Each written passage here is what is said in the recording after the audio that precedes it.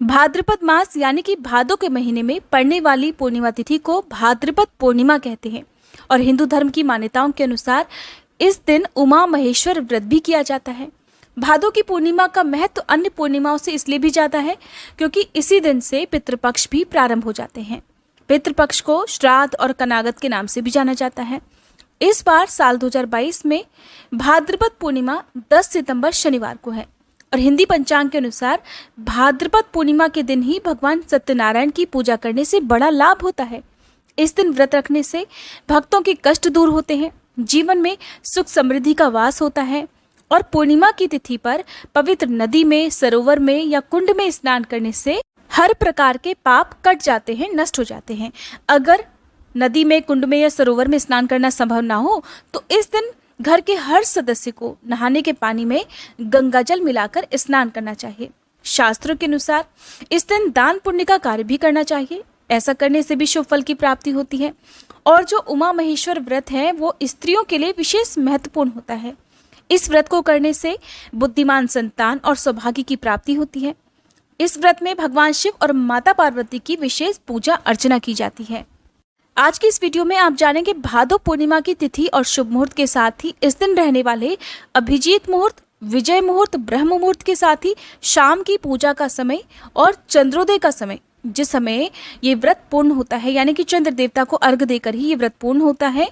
तो अगर आपको रात के समय किसी कारणवश चंद्रमा ना दिखाई दे तो आप किस प्रकार अर्घ दें, कब पूजा करें, ये सारी बातें भी आप जानेंगे। साथ ही राहु काल का समय भी आप जानेंगे, क्योंकि किसी भी शुभ दिन में राहु काल के समय में यदि दान किया जाता है तो उस दिन का किया गया दान पुण्यहीन हो जाता है। राहु काल के समय में किए गए दान को राहु और केतु ग्रह स्वीकार कर लेते हैं। ऐसे में राहु और केतु ग्रह से आपकी कुंडली में, आपके घर परिवार में अचानक से ही परेशानियां आ सकती हैं, स्वास्थ्य संबंधी परेशानियां हो सकती हैं। तो इस व्रत में आपको बहुत सारी बातों का ध्यान रखना चाहिए। उमा महेश्वर व्रत की कथा का उल्लेख मत्स्य पुराण में मिलता है। कहा जाता है कि एक बार महर्षि दुर्वासा भगवान शंकर के दर्शन करके लौट रहे थे। रास्ते में उनकी भेंट भगवान विष्णु से हो गई। तब महर्षि ने शंकर जी द्वारा दी गई बिल्व पत्र की माला भगवान विष्णु को दे दी। भगवान विष्णु ने उस माला को स्वयं ना पहनकर गरुड़ के गले में डाल दी। इससे महर्षि दुर्वासा क्रोधित होकर कहने लगे कि तुमने शंकर भगवान का अपमान किया है। मैं तुम्हें श्राप देता हूँ कि इससे तुम्हारी लक्ष्मी चली जाएगी। क्षीर सागर से भी तुम्हें हाथ धोना पड़ेगा और शेष नाग भी तुम्हारी सहायता नहीं कर सकेंगे। ऐसा श्राप सुनकर भगवान विष्णु को अपनी गलती का पश्चाताप हुआ। उन्होंने महर्षि दुर्वासा को प्रणाम कर इस श्राप से मुक्त होने का उपाय पूछा। तब श्री विष्णु को यह उपाय बताते हुए महर्षि दुर्वासा ने कहा कि तुम भाद्रपद पूर्णिमा को उमा महेश्वर का व्रत करो, तभी तुम्हें ये खोई हुई वस्तुएं वापस मिल पाएंगी। तब भगवान विष्णु ने यह व्रत विधि विधान से किया, जिसके प्रभाव से लक्ष्मी जी समेत समस्त शक्तियां भगवान विष्णु को पुनः मिल पाई थी।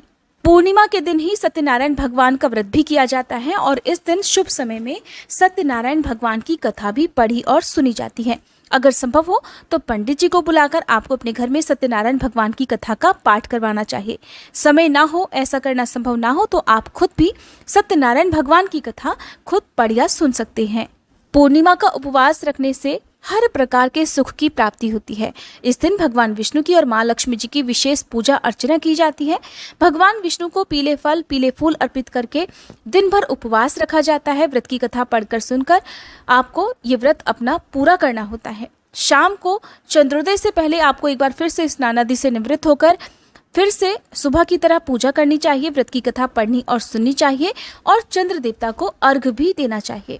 चंद्र देवता को अर्घ देते समय आपको ध्यान रखना है कि आपके हाथ सिर से ऊंचे हों, चंद्रमा की ओर आपकी नजरें हों, चंद्र देवता की ओर देखकर आपको ये जल अर्पित करना चाहिए। इस दिन यदि पति पत्नी मिलकर चंद्रमा को अर्घ देते हैं तो उनका दाम्पत्य जीवन बहुत सुखद होता है। उनके बीच में यदि मनमुटाव की स्थिति रहती हो तो वो भी दूर हो जाती है। साथ ही जिन लोगों को मानसिक तनाव रहता हो या कुंडली में चंद्र दोष हो तो वो दोष भी दूर हो जाता है। इस दिन रात के समय विशेष रूप से खीर का भोग चंद्र देवता को अर्पित करके इसी को प्रसाद रूप में ग्रहण कर अपना उपवास तोड़ लिया जाता है। रात को चंद्रमा की पूजा करके आप उपवास तोड़ सकते हैं। यदि किसी कारणवश आसमान में बादल हों या चंद्रमा आपको ना दिखाई दें, या कई बार लोग ऐसी जगह पर रहते हैं जहां से आसमान में एकदम डायरेक्ट चंद्रमा को देख पाना पॉसिबल नहीं होता हो तो आपको हमारी वीडियो में जो चंद्रोदय का समय बताया जाएगा उस समय के बाद से आप कभी भी अपना व्रत खोल सकते हैं। लेकिन उससे पहले आप पूर्व दिशा की ओर मुंह करके, यदि चंद्रमा ना भी दिखाई दे तो आप उन्हें अर्घ दें, धूप दीपक जलाकर चंद्रमा की आरती करें और ओम श्रांग श्रींग श्रोंग सह चंद्रमसे नमः इस मंत्र का जाप करते हुए आपको अर्घ देकर 3 बार परिक्रमा करनी चाहिए। फिर खीर का भोग लगाकर आप अपना व्रत खोल सकते हैं।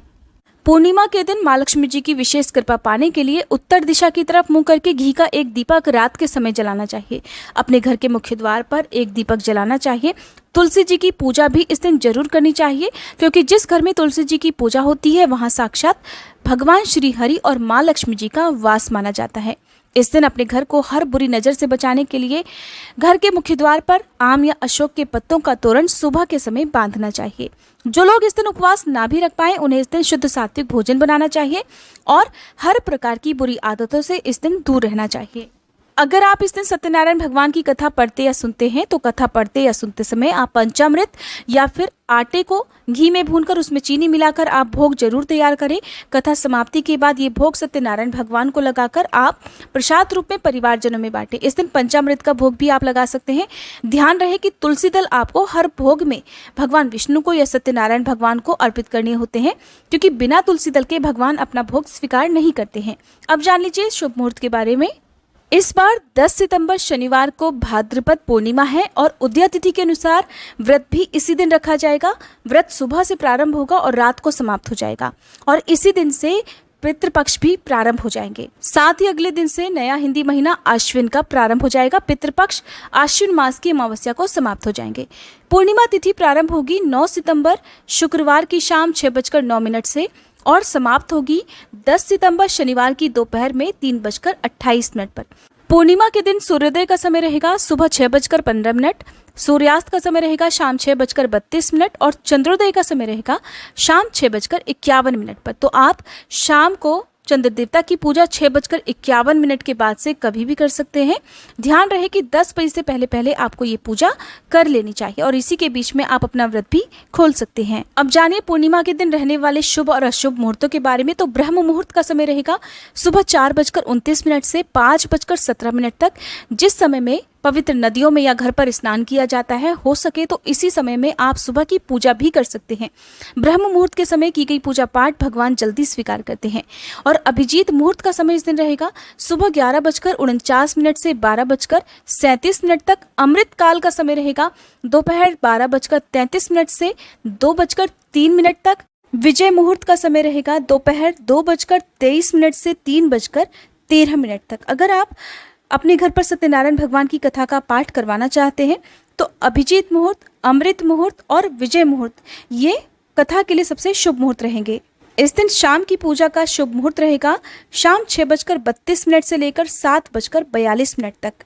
राहु काल का समय, जिसे अशुभ समय में गिना जाता है, सुबह 9:11 से इस दिन 10:44 तक रहने वाला है।